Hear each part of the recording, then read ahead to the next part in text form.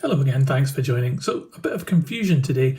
We've got this VEB model to have a look at in this box here. You would think it would be a V200 diesel engine that we've got inside here, but we actually don't have this model. We've got this one here, which is EM10 in the product range. It's a class BR24 steam locomotive. These models were made in East Germany and they cut corners by making only one box, I guess. And you used it for a number of different locomotives, so it was always a bit confusing what you were getting. Anyway, we've got a steam engine to have a look at today, so let's get this open and we'll check it out. We do have two leaflets with this model, but this one here from Pico does show that it's a BR55, so I don't think it's for this locomotive, but it does give you a hint that VEB stuff did actually become Pico after the reunification of Germany.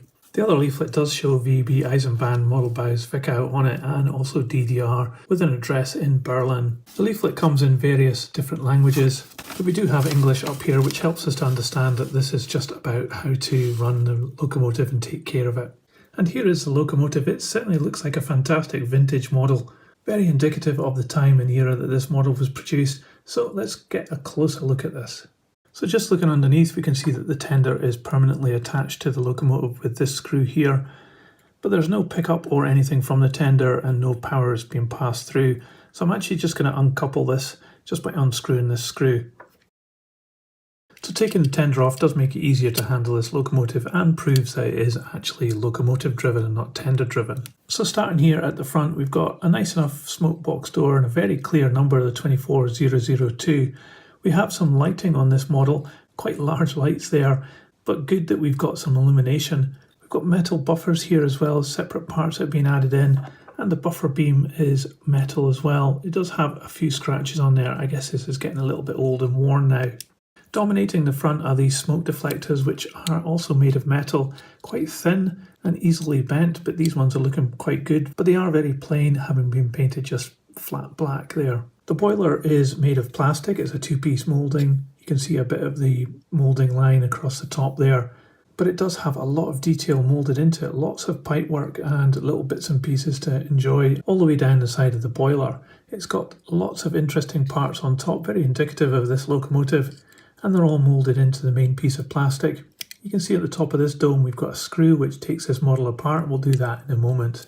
The cab area is dominated by the typical motor which sits in here, so there's no cab detail and also no glazing, but we do have some rivet detail around the outside and more printing of the Deutsche Reichsbahn and the number 2402.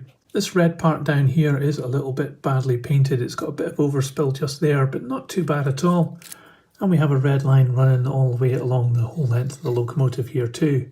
So looking further down, we've got a plastic moulding here of the pistons with a really bad ugly moulding line in the middle of it, but we do have metal valve gear which is quite loose, but it looks as though it's pretty robust. It's got the red insert as well, which looks quite nice.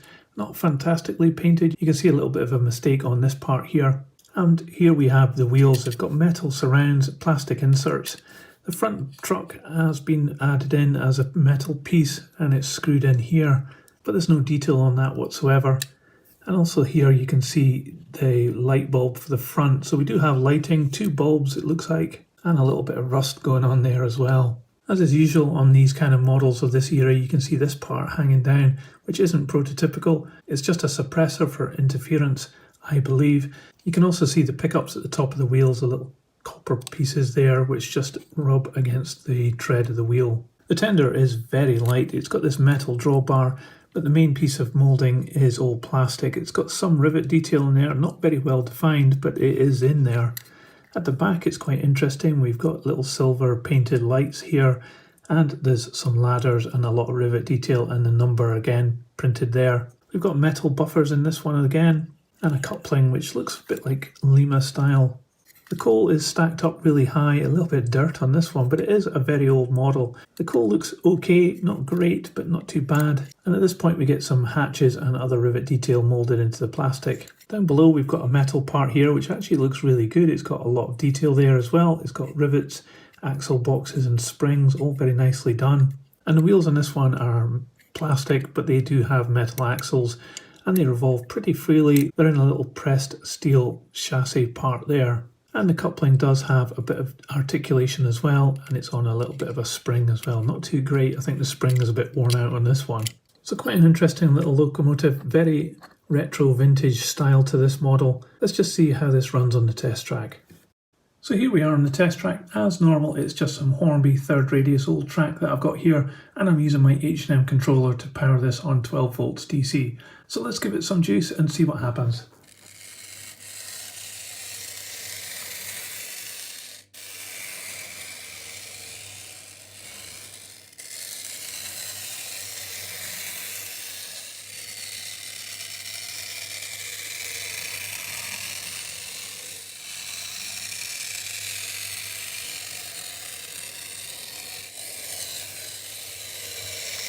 So it works really well. I'm quite surprised. It's a very old model, but we just gave it some power and it worked no problem at all. And even the lights work really good as well. So I'm just going to open this up and we'll check out the mechanism and see what we've got inside this model. So very simple to get the body off of the chassis. And now that we've got this off, you can see that it has a big weight here at the front. It has cables coming out to the front, little light bulbs here, and the motor sitting back here. We've got metal gears as well.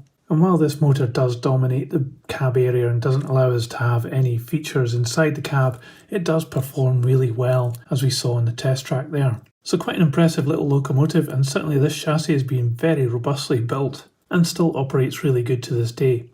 But let me get this back together and we'll put it on the scales and see how much it weighs. So this locomotive comes in at 265 grams. So this vintage East German model of a BR24 Deutsche Reichsbahn steam locomotive has actually turned out to be a pretty cool little model. It's definitely a vintage model. It's not up to today's standards in terms of fit and finish or even performance, but the key thing is it runs really well even after all these years. Sure, it's a bit noisy, but it had no problem just crawling along there. And even the lights work, even after all this time. The moulding is very crude. It's got obvious moulding marks on the roof and along the top of the boiler. And of course it has that screw on one of the domes there, which is pretty obvious. However, what this does allow you to do is take this apart and service it really easily. So it's a model that won't really challenge you, and it should run on and on for years to come because it's very robustly made. That's the charm of these old vintage models, is that they've been built really to last, and even to this day they continue to go on and on. I think models like these are great. You can pick them up fairly cheap. They look good enough for most model railways, and they'll give you hassle-free running for years to come. So I think this is a great model, but that's just what I think. What do you think about this model? Is it too toy-like? Is it too old? Or maybe, like me, you like models like this because they are just survivors. Let me know in the comments below. I'd love to know what your thoughts are. And if you liked this video, please give it a thumbs up. It really helps this channel. I'll put this on the turntable so you can see all the way around. And in a moment, another video will appear. Just click on that link and I'll see you there. But that's it for this one. Thanks for watching. See ya.